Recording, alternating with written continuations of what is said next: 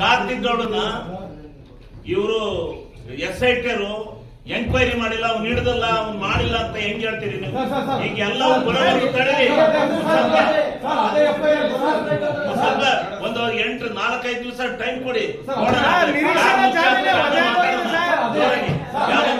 ಪ್ರಯತ್ನ ಮಾಡ್ತಾರೆ. SIT ಸರಿ ಇಲ್ಲ ಅಂದ್ರೆ ನೋಡೋಣ. ಇಲ್ಲಿ SIT ಶುರು ಮಾಡಿ ಬೆಳಿಗ್ಗೆನೆ ಹೇಳ್ತೀರಿ SIT ಸರಿ ಇಲ್ಲ, SIT ಸರಿ ಇಲ್ಲ, CBI ಕೊಡಿ, CBI ಕೊಡಿ. ಏನಂದ್ರೆ